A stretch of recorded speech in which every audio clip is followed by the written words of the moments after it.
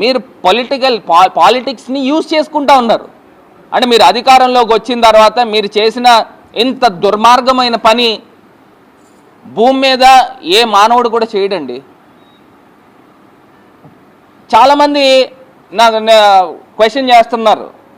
ఆఖరికి షర్మిల అక్క గారు కూడా ఆమె కూడా ఒక క్వశ్చన్ చేశారు. ఏమని చేశారనంటే, మీరు ఏదైతే కైంకర్యాలకో లేకపోతే నైవేద్యాలకో మీరు 1000 రూపాయలు 1200 రూపాయలు నెయ్యి వాడుతూ ఉన్నారు, ఇది 320 రూపాయలు నెయ్యి ఏ రకంగా వాడుతున్నారు అని చెప్పేసి ఆమె కూడా చెప్పారు. నేను ఒకటి చెప్తున్నానండి, ఇది రాష్ట్ర ప్రజలకు అందరికీ కూడా క్లారిఫై చేస్తాను.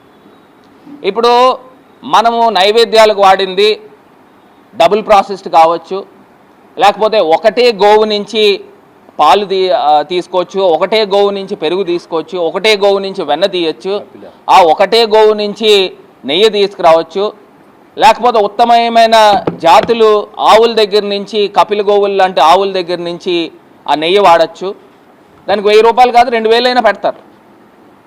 ఇప్పుడు ఒకటే గోవుకి ఒక ఆహార పదార్థాలు కూడా ఇంకా శ్రేష్టమైన ఆహార పదార్థాలు పెట్టి ఆ పాలు ఆ పెరుగు ఆ నెయ్యి వాడచ్చు.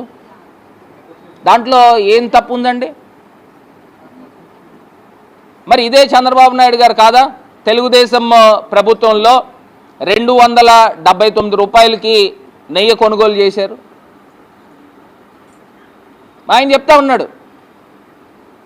ఇప్పుడు మీకు సంబంధించిన ఈనాడు పేపర్లో కేజీ నెయ్యి 1000 రూపాయలు 1500 అని చెప్పేసి మీరు వేసుకుంటా ఉన్నారే, మరి అదే మీ హెరిటేజ్ షాప్లో 1000 రూపాయలకు అమ్ముతున్నారా, 1200కి అమ్ముతున్నారా?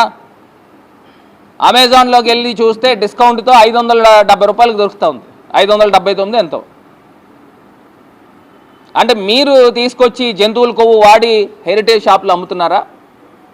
ఎట్లాగవుతుంది? ఎట్లా సాధ్యం అవుతుంది? మీరు రిటైల్లో అమ్ముతున్నారు, ఇక్కడ లక్షల లీటర్లు కొంటా ఉన్నారు హోల్సేల్గా.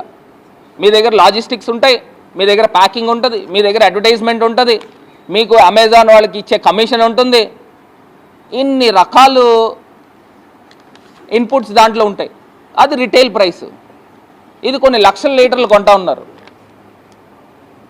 సో ఇది 3 లేయర్స్ ఆఫ్ చెకింగ్ ఉన్న తర్వాత కూడా అసలు ఎట్టి పరిస్థితుల్లో అడల్టరేటెడ్ ఎస్పెషల్లీ మీరు చెప్పినట్టు యానిమల్ ఫ్యాట్ వాడేదానికి అవకాశం లేదు.